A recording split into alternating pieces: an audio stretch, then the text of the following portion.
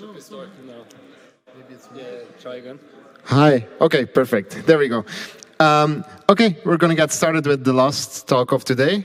Andrew, also known as Bodygrim, is a very prolific open source Haskell contributor. In fact, if you have more than one dependency in your package, probably you are running some of the code that he wrote. And even just one, yeah. And he's going to talk to us about the massive effort it took to port the text package from UTF-16 to UTF-8, which is funny because I was also involved in this more than 10 years ago, I think. So yeah, it's been like a massive effort, and he has actually done most of the work and being able to get it over the finish line. So go on. Thank you. Thanks to our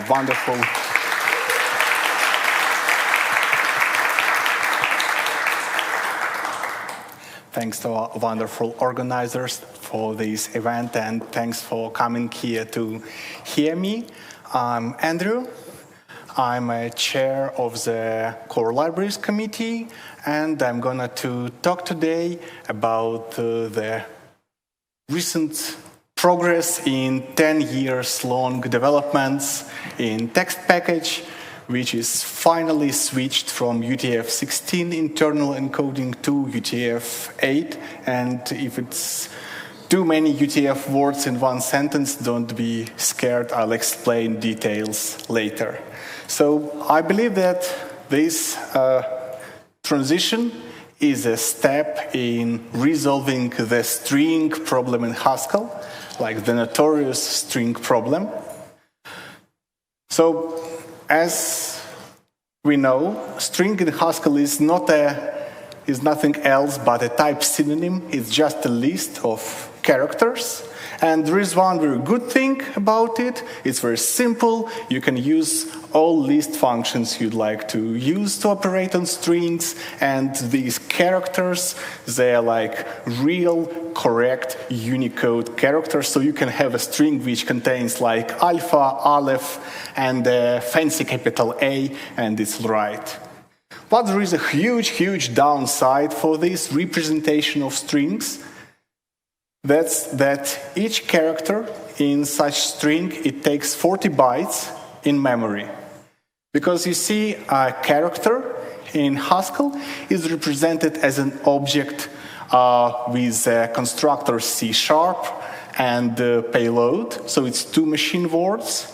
And each list cell is represented by 3 machine words because you need to store a constructor, and you need a pointer to a character, and you need a pointer to the rest of the list. So altogether, per one character in string, we have 5 machine words, so 40 bytes, which is not that bad, maybe in certain cases, but we also have 2 heap objects, so one for character and one for cons cell. And the problem is that even if you do not touch the string, if you just keep it in memory, the garbage collector has to traverse all these objects each time. So you pay a huge tax even if you just keep a string, even if you do not operate on it, if you do not transform it at all. So this is obviously a huge downside for practical programming.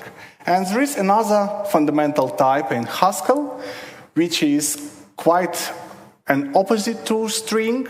This is byte string or short byte string, so there is a technical difference between them, that byte string operates on a foreign buffer and short byte string operates on a heap.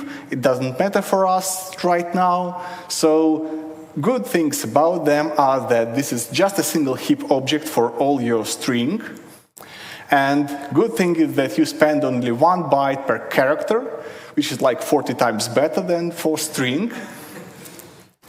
But the main downside is that it doesn't support Unicode, and strictly speaking, you should use byte string only for ASCII subset of characters. And this is a common reason for mistakes and bugs when you test your application and it uses byte string and it all works well until one of your customers tries to use some character which is not ASCII, which is basically not an English letter, and then you fail.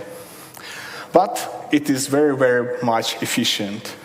So just to recap briefly, ASCII standard is one of the oldest encodings, right? And it assigns 128 code points, each of which is encoded as a single byte. Basically, technically, it would be enough to have only 7 bits, but we store these 7 bits as 8 bits as 1 byte. Right, and these code points cover new line, space, punctuation marks, digits, Latin letters, so very, very basic characters which you encounter. Just a short notice, I will use code points and characters and Haskell characters as synonyms. They are not quite synonyms, but again, this is not a purpose of our discussions right now. And since ASCII standard, it leaves half of space empty, because you can store up to 256 characters in 1 byte. There were multiple national and regional standards of 8-bit encodings, which extended ASCII up to 256 code points. So, but all of them been retaining the first half of the table. So all of these encodings, there are multiple, probably up to 100 of them altogether. All of them retain the same representation for new line and for spaces, for example.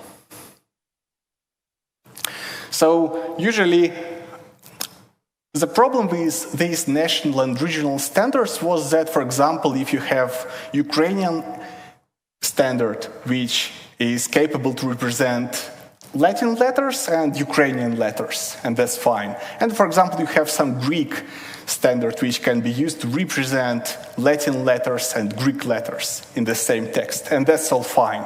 But then if you have a text which has at the same time Ukrainian letters and Greek letters, there is simply no 8-bit encoding capable to represent them, because these were different regional standards.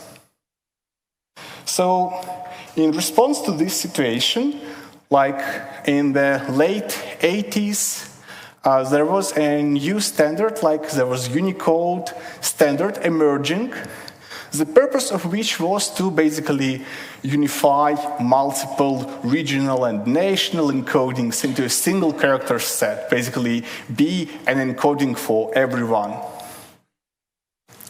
And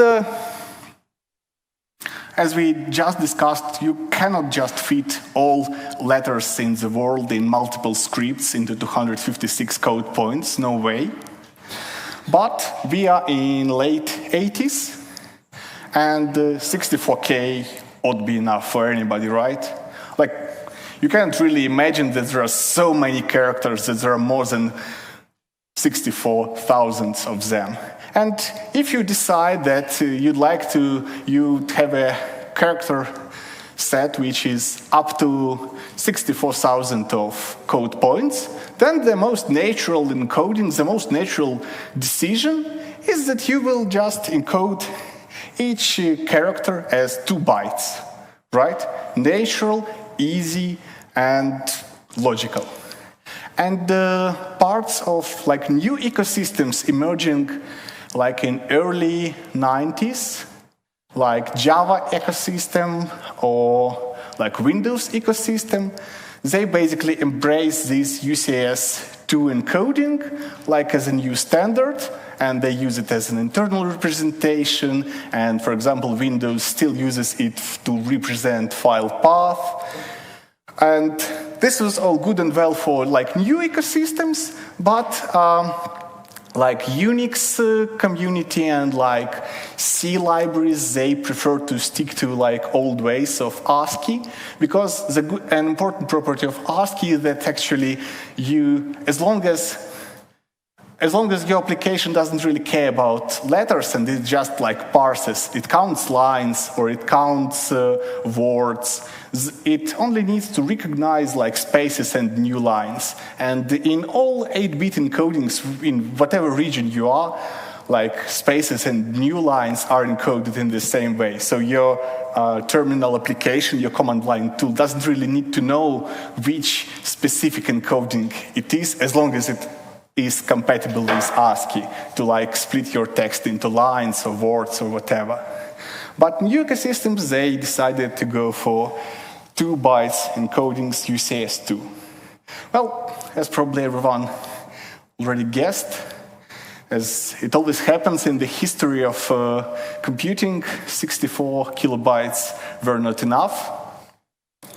Because if we look at this table, which lists Unicode standards and the number of code points which were assigned meanings in these standards, we can see that, yes, in the very first standard it was only 7,000 characters, which is quite plausible to say that maybe 16 bits, 2 bytes are enough.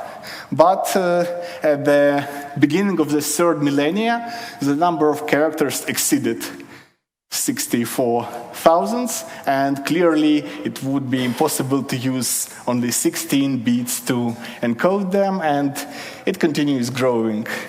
As you can see, Unicode is very much a live standard and very much changing.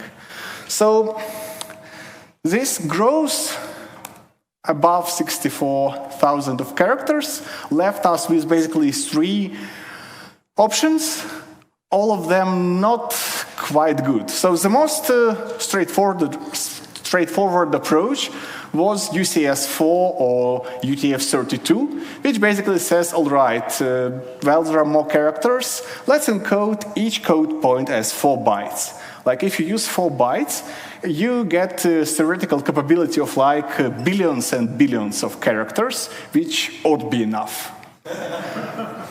Unless we discover some aliens, it ought be enough.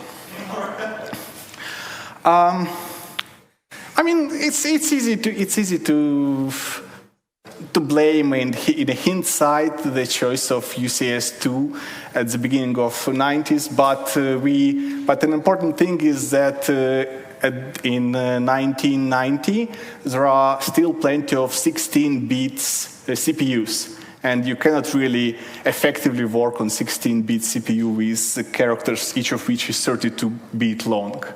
So, good thing about this UTF-32 is that it's a fixed width encoding, so it's easy to index your string. You can, if I ask you to give me like the 11th character, you just multiply 11 by 4, and you know where to get it from. So there is no decoding at all, you just load like 32 bits and that's it. The bad part was that this encoding is incompatible both with ASCII, like with old Linux folks. Well, Linux wasn't that old, like old Unix folks. And it's also incompatible with UCS2, so like Java and Windows world were not really happy to switch to this and break backward compatibility again. So UTF-32 really wasn't successful and is not used much today. The next choice, the next compromise was UTF-16. So the majority of code points, like almost every script, are encoded as 2 bytes, compatible with UCS2, right? But some of them, which are unlucky, or maybe these are some rare characters like emojis, rare at the beginning of the 3rd millennia. They are encoded as 4 bytes. So what happens in this case, it's not fixed width encoding, because if I ask you to give me the 11th character, you don't really know where it begins, because there might be 10 characters of width 4 before it, or maybe they've been of width 2, or maybe there was something in between. But for the majority of applications, almost all your letters will be represented as 2 bytes, and you have only 2 choices. So like branch prediction, so you get linear complexity of indexing, because you basically need to decode everything, but it's very fast, and branch prediction in CPU really shines. You have only 2 options, and one of the branches is almost never taken, so that's like ideal situation for branch prediction. You pay almost no tax. But UTF-16 is still incompatible with ASCII, similar to UCS2. And as we discussed, it means that all your Unix command line tools are not working with it well at all. You cannot even split your text into lines if your command line tool doesn't know that this is supposed to be UTF-16. So the third alternative, which is the most popular today and the most backward compatible, which is a lesson to learn, I believe, is UTF-8. And UTF-8, it says that, all right, we'll retain full backward compatibility with ASCII standard, so all these first 128 characters will be represented as is, as 1 byte. And other characters will take 2 bytes, or maybe 3 bytes, or 4. So for example, Greek letters will take 2 bytes in UTF-8, and Chinese letters will take 3 bytes, and emojis are 4 bytes. Now, this means that decoding of UTF-8 is really quite complicated. It's kind of you have your original stream, and then you zipped it, and you are trying to decode it on the fly. But the most important property is that it is compatible with ASCII, and you have all your tools developed during for previous, well, at least 3 decades. So in the end, UTF-8 is the most popular encoding in the internet today, for example, and probably the most popular Unicode encoding in use in general. So just to recap, Unicode Standard describes a character set, and these are encodings of the very same character set. There are 3 ways to encode it. And UTF-32 is the simplest, and UTF-8 is the most involved, but the most backward compatible. So back to Haskell world. So as we discussed, we have strings which are capable to represent all Unicode characters, but they are very expensive, and we have byte string, which is very efficient, but unfortunately is not really suitable to represent Unicode characters, which are not ASCII. And back in 2008, the text package appears. It's been developed by Thomas Harper, I believe under co-supervision of Duncan. And the main goal was, as it stated in the thesis, it was to create a compact representation for Unicode strings that can take advantage of stream fusion. And stream fusion, it was basically the thing which was an academic novelty for this work. And compact representation of Unicode strings was, as you see, very important to have something in between of string and byte string. And Thomas has a chapter with benchmarks, and basically it was and discusses at length which internal encoding should be used. Should it be UTF-32 or UTF-16 or UTF-8? And the conclusion was that UTF-8, while it could be more compact in many cases, because if you deal with primarily ASCII text, it takes only 1 byte per character, it still takes too much time to decode it. And the difference between UTF-16 and UTF-32 in performance is not that big. And again, there are not that many emojis in 2008. So it wasn't reasonable to spend twice as much memory for UTF-32, and the text package settled to use UTF-16 as their default encoding. And that's a good choice. I mean, many packages and many other languages use UTF-16 as a default encoding. And the thesis correctly attributed that the slowdown for UTF-8 is because of more branches and worse branch prediction in UTF-8 than for UTF-16. So this is all good and well, and Haskell ecosystem finally got a good package to deal with Unicode strings efficiently. But, Haskell community never settles to introduce breaking changes, and the decision to use UTF-16 was challenged very soon. Basically, in 3 years, Jasper submitted a Google Summer of Code proposal to convert the text package to use UTF-8 instead of UTF-16 internally. And the argument was that, you see, the majority of external data, of real-world data, is stored and transferred as UTF-8 because it allows compatibility with command-line tools, and because if you do not know encoding, you can at least assert that all new lines and spaces are in place and recognizable. And basically, if your external data is UTF-8 and your internal representation is UTF-16, you pay double conversion, because when you read that data, you convert it to UTF-16, then you process it, and then you write it back, and when you write it back, you need to re-encode it once again. And that's a price to pay, which was not accounted for in synthetic benchmarks in Harper's work. Another argument was that a lot of data is mostly ASCII, and for such data there should be huge memory savings. So the proposal was accepted, and basically Jasper worked successfully, but the results were quite inconclusive. Like, some things went up, some things went down, and overall it was not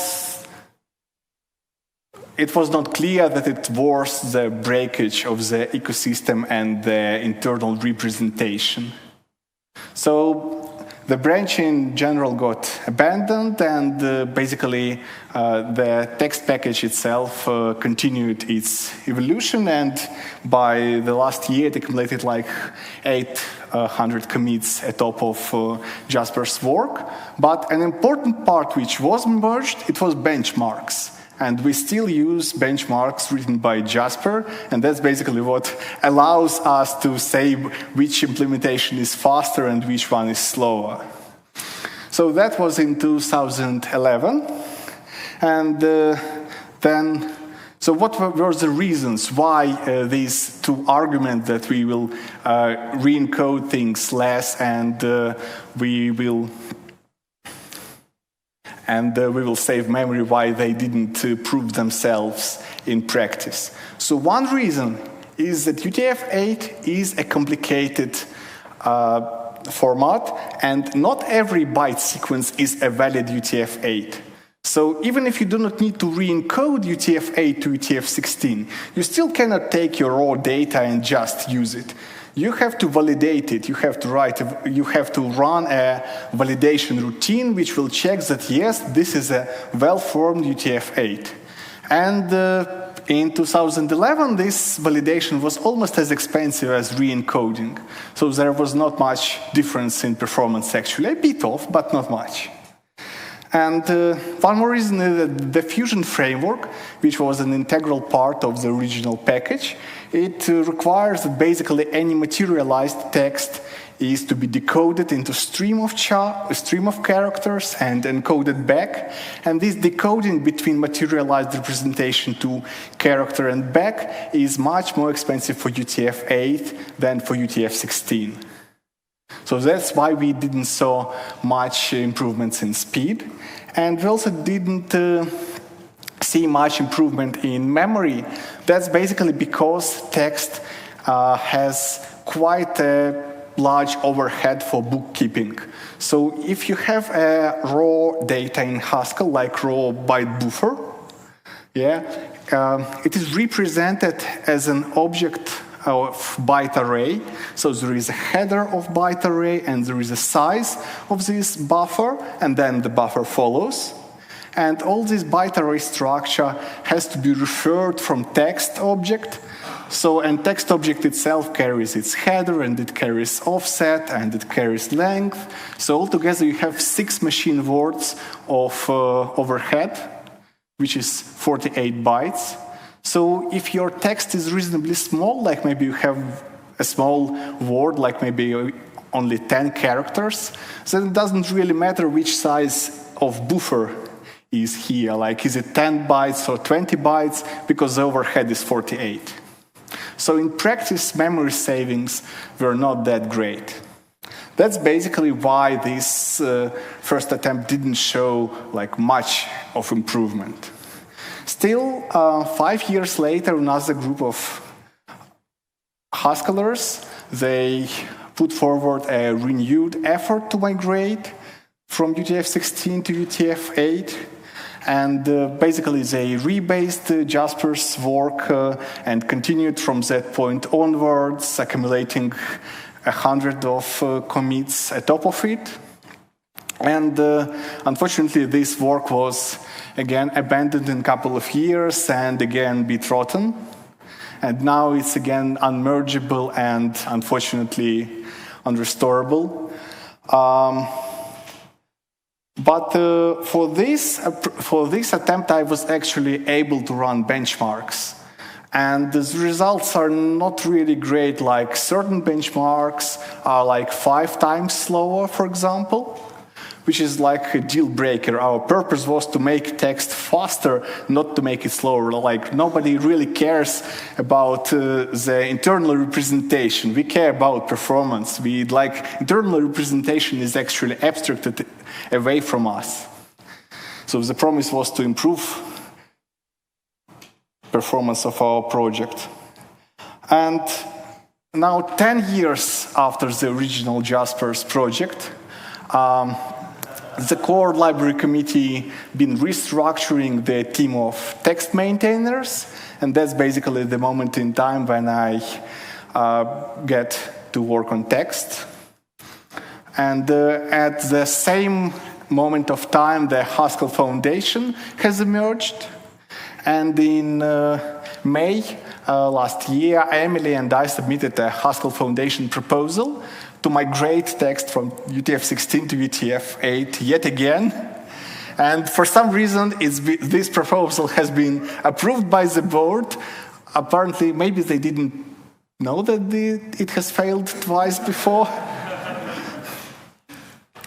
So, as I said, the previous attempts were abandoned and betrotten, so I started the implementation afresh and completed it by the end of August. We reviewed the pull request and merged it in September. Then there was a string of release candidates in November and early December, and finally we made the release of text 2.0 on Christmas night. And it's completed now, and I'm proud to say that it's completed in line with the original schedule published in May. So let's discuss what made the attempt number 3 more lucky than previous ones. Like, what has changed in 10 years? And before we delve into actual technical complications, I'd like to mention one important organization level thing, that it's very important, especially in open source, it's very important to have a tight feedback loop. You see, in Haskell, we have a powerful compiler which can tell us a lot of things. We have powerful test frameworks which help us. So the best thing in Haskell to do is to have a quick feedback from GHC. Like, if you can have a feedback from GHC in 5 seconds, it's fine. If you can have feedback from GHC to answer your question about some type signature in 1 second, it's even better. And if your feedback loop takes 10 minutes, you're unlikely to do anything at all. And historically, core libraries, they really suffer a lot in this aspect, because recompilation of core libraries was recompilation and running tests was more complicated than it should have been. So here is an example for text, and this is a common structure shared by many core libraries. So you have your package text, and you have library component, which has data text in src folder. And you have your test component, which has some tests.hs file. But for some reason, source folders are not only tests, which we would expect, but it's also src itself. And in other modules, you see references to data text. And build depends do not mention text at all. They mention base and they mention test framework. So the reason for this is that since test framework itself, it's a library, it's reasonably simple library, but it still depends on core packages, right?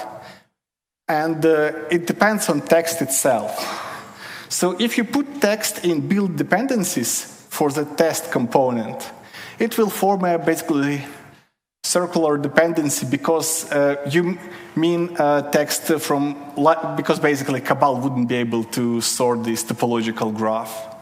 So instead of this, so that you do not need to mention text as a build dependency of test suite, so you'd like to put library text as a dependency of test suite. Instead of this, you just refer to original files. You just put an additional folder into HS source diggers, and then you list all exposed modules of your text library as other modules of the test suite. And this is not only clumsy, but it also has like practical complications, because if you run Haskell language server, it gets very much confused because it cannot even understand to which component of your package this data text refers at all. So when you edit it, you are likely not to get a feedback. And if you recompile your tests, you often end up with recompiling the same module twice, and you're not compiling it with the same flags, possibly, probably, almost certainly in a complex project. So we'd like to resolve this situation for core packages to make contributing and working on them easier. And the key thing is to have test frameworks which do not depend on core libraries as much as possible. So why is test framework used here? Primarily because test framework is one of the oldest test frameworks in Haskell, and it supports JSC, for example, 7.0, and the core libraries used to have an insane support window. But this package is no longer actively developed, and it has quite a lot of dependencies, basically all core libraries. So the closest relative to test framework is Tasty, and this one is actively developed. So my goal was to remove this circular dependency. So I was working on two things in Tasty. First of all, to extend compatibility range back to JHC 7.0, and to remove as many dependencies as possible. So for example, now Tasty doesn't depend not only on text, but it doesn't depend on MTL, and it doesn't depend on byte string, for example. So all these libraries can just use Tasty as their native test suite and do not complicate their setup. And so now Tasty has the lowest dependency footprint among, yeah? Did you redefine some sort of textual type for Tasty library? Tasty just uses string under the hood. But it's absolutely fine for a testing library. It doesn't output much. So this development resolved my complications with test component. But as my work was concentrated around the performance of text library, I had the same issue with benchmarks. Because again, I had the benchmark component, which has been referring not to the text package, not to the library component of text, but rather to source file themselves, again with all complications for recompilation and feedback loop in HLS. So here situation was even kind of worse because criterion depends on text via multiple packages, and criterion is quite a huge package. Another alternative was Gauge, which doesn't depend on text itself, but unfortunately, like in recent years, it often lags behind the most recent GHC in support. And my development was targeting the most recent GHC, and I had to benchmark text in basically GHC head version. So it was not an option for me as well. And then I basically had this thought that we already have Tasty, which doesn't depend on text. And Tasty is kind of good. Can we upgrade Tasty to become a benchmarking framework? So use it not only for tests, but also for benchmarks. And it appears it's not that insane as it may look like. It appears that Tasty has a modular architecture, and you can implement all benchmarking just as a plugin to Tasty. So you can have this actually opens new possibilities, like you can mix tests which check that your optimized routines are still correct with actual benchmarks of these routines and automatic performance regression testing. So the result is that I developed a small package, it's just one file, Tasty Bench, which is very lightweight and flexible, and there are almost no dependencies, basically no dependencies except Tasty and containers. It's a drop-in replacement for Criterion and Gauge, and it offers built-in comparisons between runs and between individual benchmarks. So this is something which gives you quick feedback, not only absolute numbers, which Criterion is usually producing, but you can instantly see whether it's faster or whether it's slower without relying on some third-party tools or some other commands in your terminal. So this was a preparation with regards to project structure, with regards to tests and benchmarks. So we have tight feedback loop in these directions. And another important thing is that we need to invest in continuous integration a lot, because this is what gives you confidence, this is what gives you an ability to push and be sure that it works everywhere. So text accumulated continuous integration jobs for each supported version of GHC, each build flag enabled and disabled, Ubuntu, Windows, macOS, CentOS, FreeBSD, some historic Ubuntu releases, 32-bit architectures, ARM, PowerPC, and even IBM mainframes. But this is what gives you confidence. Like, this investment pays off, and soon enough. So with all this preparation, I was finally able to do some technical work on text package itself. And let us recap that there were like 3 challenges. One was about UTF-8 validation. The second one was about Fusion framework, which been decoding and encoding text buffer into a stream of characters. And the third one was that memory savings were less than expected. So we cannot really do anything with memory savings, unfortunately, unless we change text a lot, like break something. But we can deal with the first 2 challenges. So the first challenge is to get quick UTF-8 validation. And actually, the new text package uses not a single engine for UTF validation, but 3 engines. The first one and the fastest one is Seamed UTF library. It's actually a recent innovation, like the paper being published only last year, and the library being also available probably since the last summer. So this is an extremely fast C++ library, which basically uses CMD instructions for UTF validation, like billions of characters per second. And it's all good and shiny, but the problem is that it's C++. And it appeared that linking to C++ library is quite hard from Haskell, especially on Windows, especially if template Haskell is somewhere around. And despite a lot of efforts, it didn't work for me immediately. I know that there are recent developments and improvements on GHC side, and hopefully soon this will be all resolved. But in the meantime, I needed a replacement. I needed something which was not in C++. And the replacement is a single function, isValidUTF-8. It's been developed specifically for this text project by Koz Ross, and his contribution was sourced as an in-kind donation from M Labs to the Haskell Foundation. So thanks to Haskell Foundation for this, and of course thanks to Koz for doing a tremendous amount of work.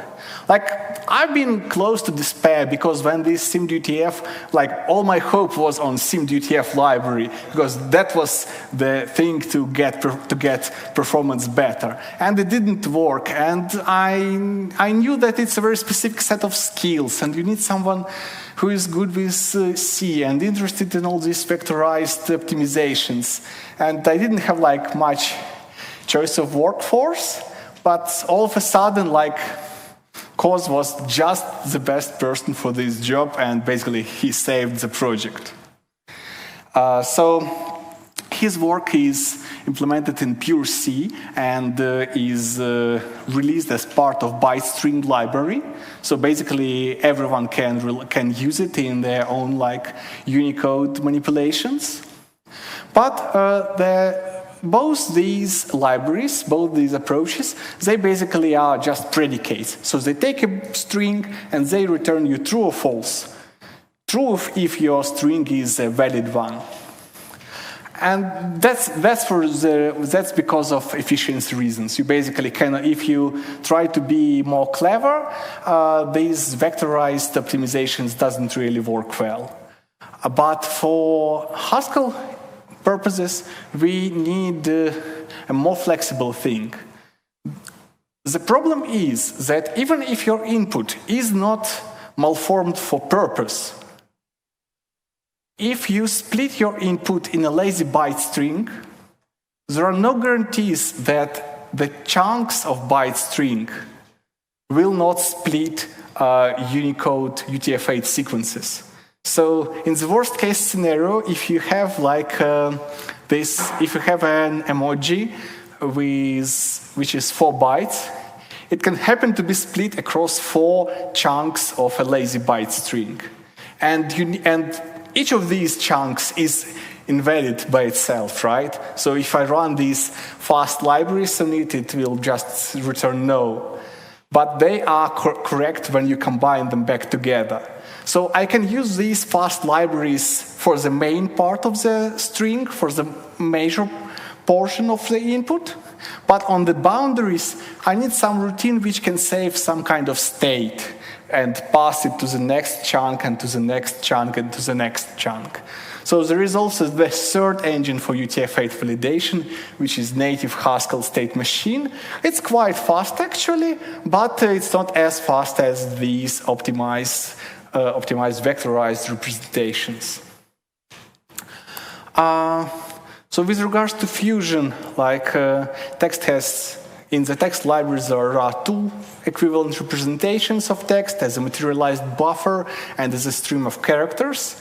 And some functions have 2 versions, one for text and one for stream of characters, but the majority of functions have only one. For actual implementation is for stream, and everything else is just a wrapper which stream, apply function on streams, and then unstream again. And it means that you need to decode and encode UTF-8. at least once in such pipelines. Intermediate stream and downstream will fuse together, but two stream and stream on the boundaries will remain. So that was a problem for UTF-8. But actually, we discovered that fusion in text is harmful. And the reason is that a usual tail function, which skips the first character of the text, it takes constant time. But all of a sudden, tail of tail takes linear time for text with fusion. The reason is that, you see, like, tail function operates on a buffer and basically just looks on the very first, at the beginning of your buffer, iter underscore tells you what is the length of the first character and basically just shifts the pointer. And that's it. This happens in constant time. However, there are rewrite rules. The tail is transformed into unstream and then stream tail and stream. And if this sequence of unstream as tail stream leaves long enough to trigger the second rule, it's tail back again. And you have a rule that stream unstream is ID. So if you have only a single tail, the first rule triggers, nothing else happens, then the second rule triggers and returns tail back to its original definition. But if you have two tails together, then you have unstream, stream tail stream, unstream as tail stream, and the middle stream unstream will fuse, which is kind of the purpose of fusion framework. But you'll end up with unstream as tail stream, and these boundary stream unstream, they take linear time. So all of a sudden you expected constant time, but you ended up with huge performance degradation because of implicit fusion. And basically the decision was to remove implicit fusion from text at all.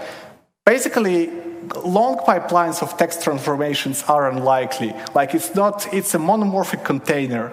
It's not like a vector where you have long pipelines where you map, filter, zip, and whatever. For text, you usually do only two operations. You slice and you concatenate.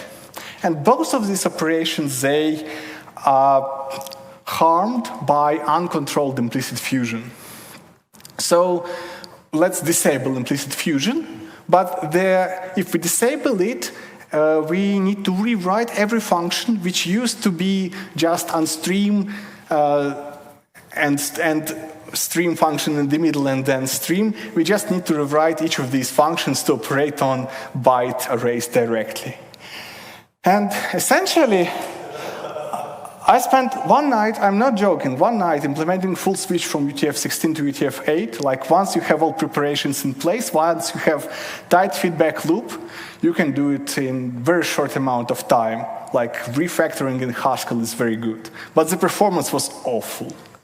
And then I spent 3 months rewriting functions to avoid streaming and like in this old good C style operating directly on buffers. So the performance after the transition was much better. So decoding being up to 10 times faster, and encoding was also up to 10 times faster because encoding now does nothing basically, it just dumps a buffer. Slicing like take, drop, and length are up to 20 times faster. They use an optimized, vectorized operations on the text. Case conversions are a bit faster. ORD instance is also significantly faster, so you might now use containers and usual map instead of hash map because ORD is more performant now.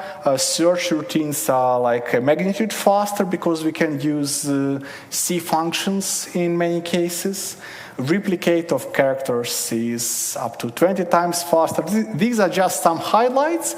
But general conclusion is that the geometric mean of relative benchmark times is 0.33. So an average benchmark written by Jasper is 3 times faster with UTF-8 now.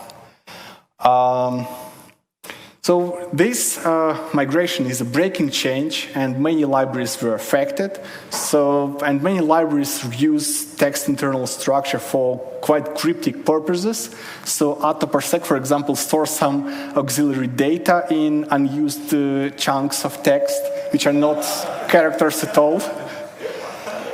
Streaming libraries often contain some C code to stream UTF-8 decoding. AZON uses a very optimized routine which unescapes UTF-8 strings from JSON and converts them to UTF-16 in one go.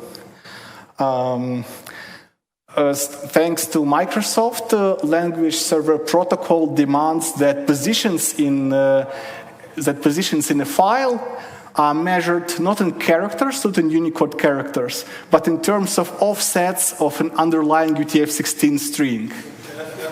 And if your underlying string is not UTF-16, well, you got some issues. So this was impacting LSP package. And there is also a library for advanced Unicode manipulations, libicu, and it uses UTF-16 as an internal representation, and there are Haskell bindings, so they had to adapt as well. So huge thanks to all maintainers involved in this migration. I'm very grateful and indebted to them. I'm happy to tell that as of today, all Stackage Nightly packages are compatible with the new text. And text 2.0 will be shipped with GHC 9.4. So I hope that...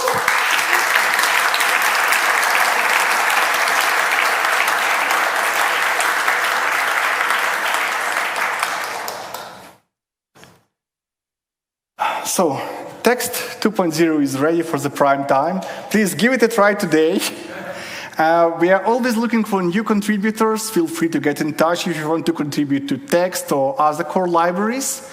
And I've already told about slicing, which is 20 times faster, and the brand new text builder linear for concatenation is out, and it's up to 20 times faster as well. So thank you all for your attention, and thanks everyone in Haskell community who made this transition possible.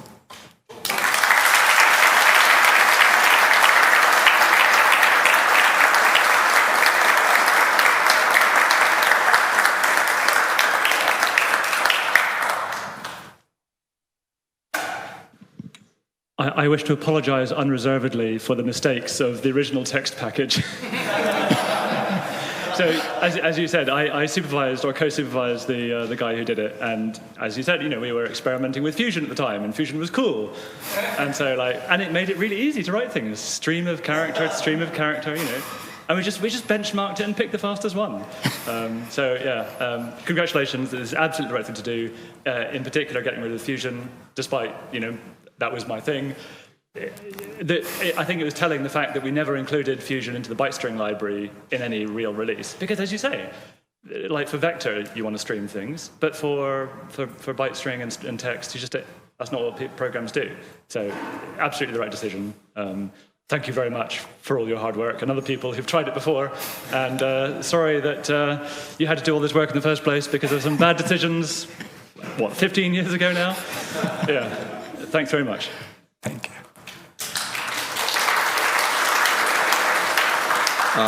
So I have two questions. First, what is ongoing development going on? So we're looking for new contributors. What are you doing? So there is another long outstanding issue, which is another part of the string problem in Haskell. We have too many strings. And we have Backpack developed probably 6 years ago by now, which was supposed to solve and provide a unified interface for all string types in Haskell, but it's unfinished. So you're very welcome to give it a try. My second question is there a glorious future where string has a deprecation warning and text is built into GHC?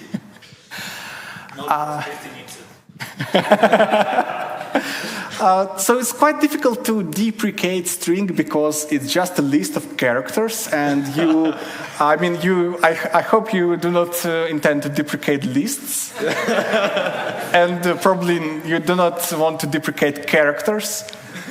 So you'll always be able to use lists of characters available straight from the prelude, and there is probably not much point to deprecate like this type synonym itself. Okay. Thank you. You said all three of the validation packages are in use in text now? Or is the plan to use the first, but currently you're using the second and the third for the corner cases or the edge cases? So we currently use all three of them. Okay. So the choice between first two is basically whether so there is a build flag which guides whether we can use simd UTF. So that's the fastest, and you use it where you can. Is that correct? Simd UTF is the fastest, and you can. It's enabled by a build flag, but you can disable it if it doesn't link on your machine, on your configuration. Okay, thanks. Are you?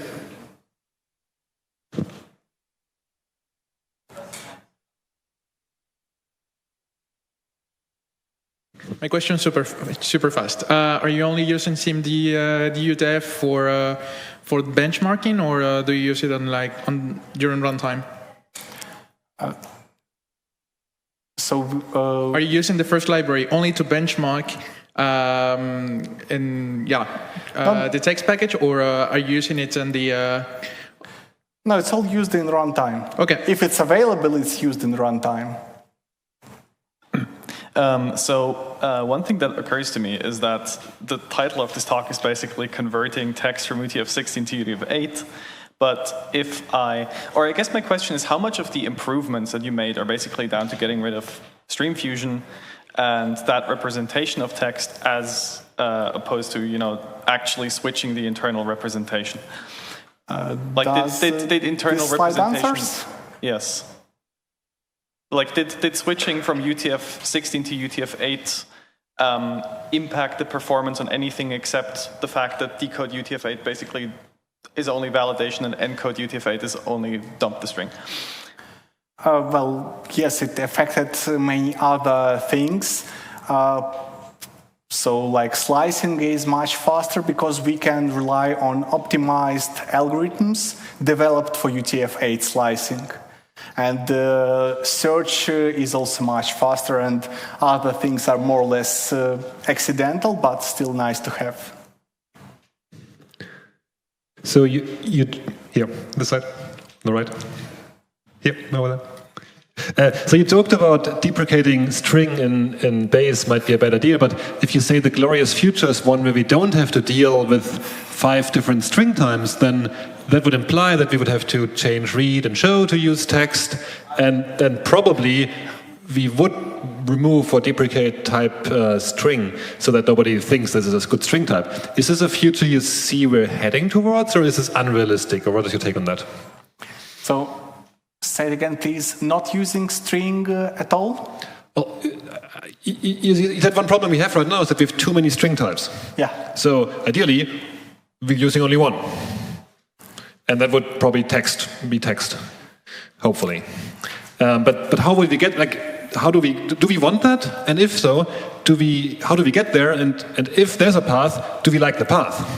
Would we want to go through the trouble of changing also the stuff in base and prelude, like read and show and fail, if people still use fail, to use text rather than string, and so that string becomes a thing of the past?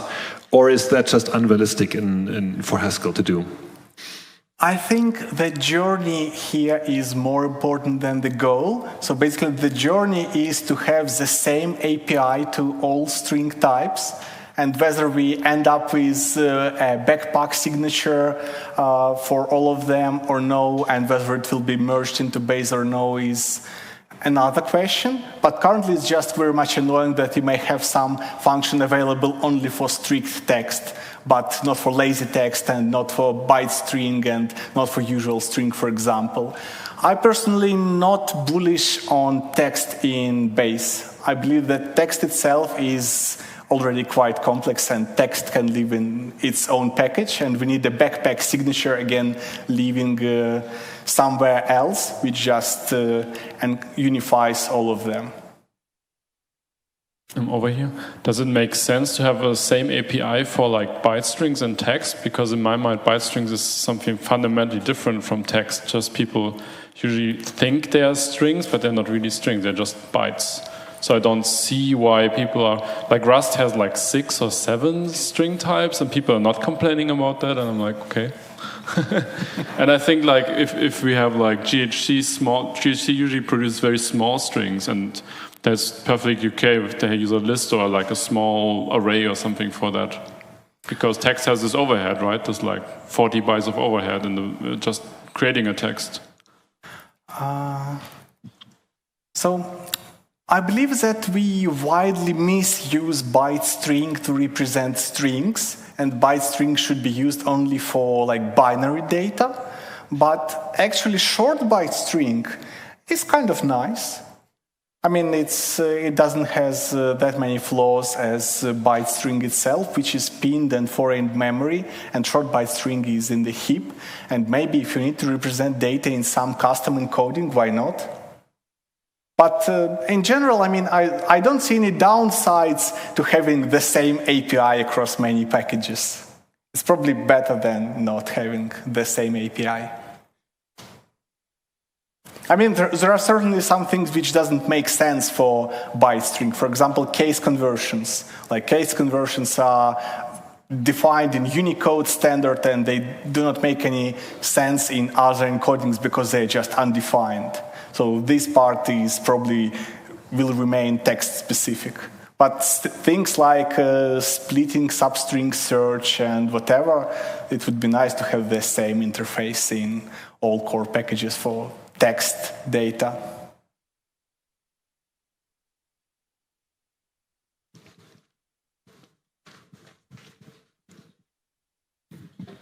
Can I propose a new challenge? Inspired by this slide here. So my other mistake 15 years ago is that byte string is a foreign pointer, just as you said. And I added short byte string later precisely to make it unpinned. So the challenge is, and this is something I've been trying to do for a long time, but on the side, is change byte string from being foreign pointer to being a byte array. And as far as I can tell, the only thing that really you need to make work is being able to memory map files as byte arrays. And then after that, it's all just like lots of other work. And making all the other downstream libraries adapt to it and all the rest of it. And then we would get rid of the fragmentation problem that we have with all the tiny little pinned byte strings that we have in existing programs. So there you go. There's a new challenge for somebody.